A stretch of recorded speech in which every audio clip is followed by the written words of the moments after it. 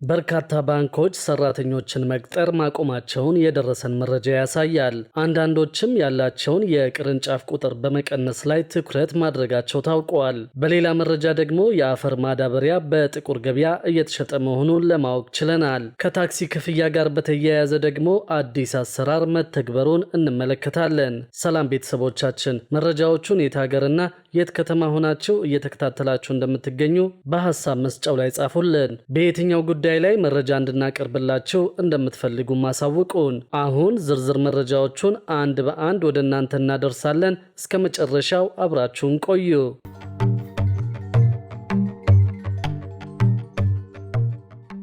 ንግድ ባንኮች ከ2017 መግቢያ ጀምሮ የሚከፍቷቸው የቅርንጫፎች ቁጥር በእጅጉ እየቀነሱ መሆኑን ለማወቅ ችለናል። ቅርንጫፎችን ካለመክፈታቸውን በተጨማሪ አዳዲስ ሰራተኞችን መቅጠር ያቆሙ ባንኮች ስለመኖራቸውም ሰምተናል። የኢትዮጵያ ንግድ ባንክም ሆነ ሌሎች የግል ባንኮች ተጨማሪ ቅርንጫፎችን ከመክፈት ይልቅ ነባር ቅርንጫፎቻቸውን እያጠፉና የሰራተኞችን ቅጥር እያቆሙ መሆኑን የባንኮች ምንጮች ገልጸዋል። ባንኮች አዳዲስ ቅርንጫፎችን መክፈት ያቆሙት ወጫቸውን ለመቀነስና አገልግሎታቸውን ዲጂታል ለማድረግ የያዙትን እቅድ ለማሳካት ነው ተብሏል። ሁሉም ባንኮች አዳዲስ የሰራተኞች ቅጥር እያወጡ እንዳልሆነ ምንጮቹ ገልጸው ለአብነትም አቢሲኒያ ባንክን በማንሳት ባንኩ ባለፉት 2 ዓመታት አዳዲስ ሰራተኞችን ሳይቀጥር ከመቆየቱም በላይ ለቀጣዮቹ 5 ዓመታትም አዳዲስ ሰራተኞችን ላለመቅጠር እቅድ መያዙን የባንኩ ምንጮች ገልጸዋል። በስራ ላይ ያሉትም ቅርንጫፎች ቢሆን በተገቢው መልኩ አገልግሎት እየሰጡ አይገኝም ተብሏል። የክልል መንግስታት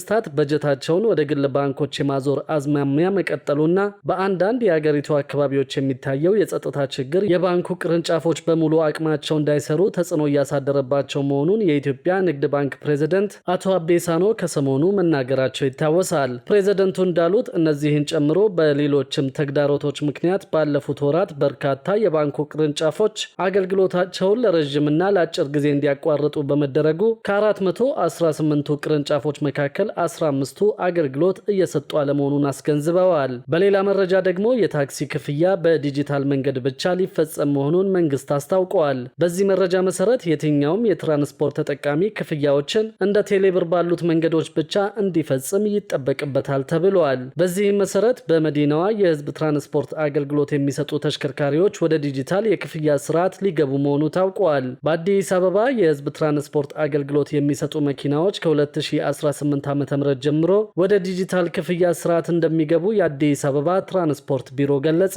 አዲስ አበባ ከወረቀት የተላቀቀ አገልግሎትን ለመገንባት የስማርት ሲቲ ጉዞ ላይ ናት። በዚህ ረገድ የአዲስ አበባ ትራንስፖርት ቢሮ ዘርፉን ለማዘመን የሚያስችሉ የተለያዩ ዲጂታል አሰራሮችን መጀመሩ ታውቋል። የቢሮው የኦፕሬሽን ዘርፍ ምክትል ኃላፊ ዳኛቸው ሽፈራው እንደገለጹት የመዲናዋን የትራንስፖርት አገልግሎት ማዘመን የሚያስችሉ የአሰራር ማሻሻያዎች ተግባራዊ እየተደረጉ ነው። ቢሮው የትራንስፖርት ስርዓቱን በቴክኖሎጂ የማዘመን ስራ በቬሎሲቲ እና በከተማ አውቶቡሶች መጀመሩን ጠቅሰው ተቋማቱ በተለያዩ የዲጂታል አማራጮች አገልግሎት እየሰጡ መሆኑን ገልጸዋል። ከ2018 ዓ.ም ጀምሮ የብዙሃን ትራንስፖርት የሚሰጡ የከተማ አውቶቡሶችን ጨምሮ በመዲናዋ የትራንስፖርት አገልግሎት የሚሰጡ አብዛኛዎቹ ተሽከርካሪዎች ወደ ዲጂታል ክፍያ እንደሚገቡ አስታውቀዋል። በሌላ መረጃ ደግሞ የኢትዮጵያ ንግድ ባንክ የሀብት ክምችት 2.3 ትሪሊዮን ብር መድረሱ ታውቋል። በዚህም የኢትዮጵያ ንግድ ባንክ በፈጣን የለውጥ ሀዲድ ላይ እንደሚገኝ የባንኩ ፕሬዝደንት አቶ አቤ ሳኖ ገልጸዋል። ከሪፎርሙ በኋላ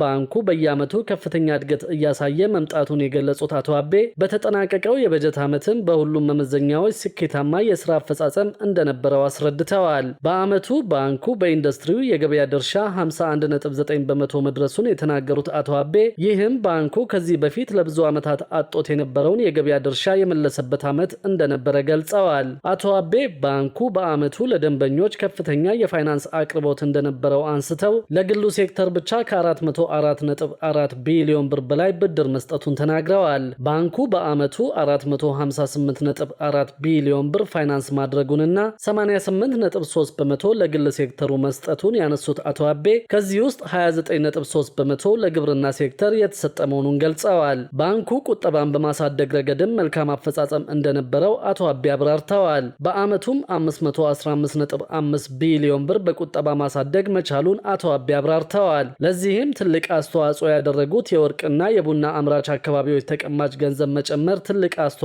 እንደነበረው አብራርተው ባንኩ ለእነዚህ ሴክተሮች ያቀረበው የፋይናንስ አቅርቦት መጨመር የራሱ አስተዋጽኦ ማድረጉን ተናግረዋል። የባንኩ አጠቃላይ የሀብት ክምችትም 2.3 ትሪሊዮን ብር መድረሱንና ባንኩ በየዓመቱ የ114.2 ቢሊዮን ተጨማሪ ካፒታል መጨመሩን አቶ አቤ ተናግረዋል።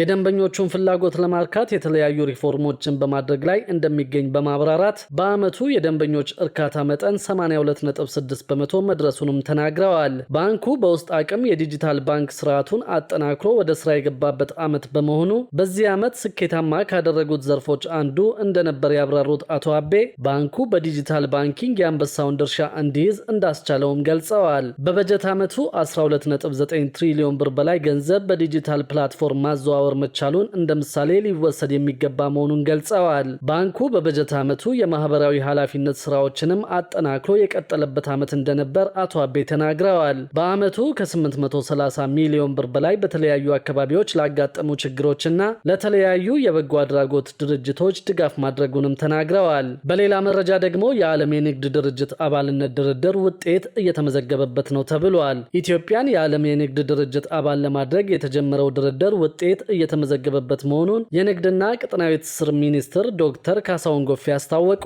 ሚኒስትሩ ሚኒስቴር መስሪያ ቤታቸው የተጠናቀቀውን በጀት ዓመት የዘርፉ አፈጻጸም በተገመገመበትና ዕቅድ ላይ ውይይት በተካሄደበት ወቅት እንደተናገሩት ኢትዮጵያን የዓለም የንግድ ድርጅት አባል ለማድረግ የሚካሄደው የድርድር ሂደት ከሁለት አስርት ዓመታት በላይ መውሰዱን ተናግረዋል። በ2017 ዓ.ም እንደ ሀገር ለጉዳዩ ልዩ ትኩረት ተሰጥቶ በመሰራቱ የአምስተኛውን የስራ ላይ የቡድን ስብሰባን ለመካፈል በቅተናል ሲሉም ተናግረዋል። በዚህም የዓለም አባል ሀገራትን እይታ ለማግኘት የሚያስችል ሲሆን በድርድሩም ብዙ ሰነዶች ተዘጋጅተው ውይይትና ድርድር ተካሂዶባቸዋል ብለዋል። የዓለም የንግድ ድርጅት ድርድርን በማሳካት ኢትዮጵያን አባል ማድረግ ከተቻለ ዘርፈ ብዙ ተጠቃሚነትን ለማረጋገጥ እንደሚቻል አመልክተዋል። ከበርካታ ሀገራት ጋር የሁለትዮሽ የንግድ ድርድር በመደረግ ላይ እንደሚገኝም ሚኒስትሩ አመልክተው በዚህ ረገድ ከ20 ሀገራት በላይ ጥያቄ ያቀረቡ ሲሆን ከ10 በላይ ከሚሆኑት ጋር እየተካሄደ ያለው ድርድር ወደ መጨረሻው መቃረቡን ገልጸዋል። በሌላ በኩል በ2017 በጀት ዓመት ከጠቅላላው የወጪ ንግድ 8.3 ቢሊዮን የአሜሪካን ዶላር ማግኘት ተችሏል ያሉት ሚኒስትሩ ዘመናዊ የንግድ ምዝገባና ፈቃድ አገልግሎት አሰጣጥን በማሳደግ በሀገር አቀፍ ደረጃ ከ3 ሚሊዮን በላይ ለሚሆኑ ደንበኞች የኦንላይን አገልግሎት መሰጠቱን ተናግረዋል። እንደ ሀገር የተደረገውን የኢኮኖሚና የውጭ ምንዛሪ ማሻሻያ ተከትሎም ይደርስ የነበረውን የዋጋ ንረትና የዜጎች እንግልትን ለመቆጣጠር በተደረገው ጥረት ከ110 ሺህ በላይ በህገወጥ ተግባር በተሰማሩ ነጋዴዎች ላይ እርምጃ ተወስዶ ገበያውን ለማረጋጋት የሚደረገው ጥረት እየተካሄደ መሆኑን ተናግረዋል።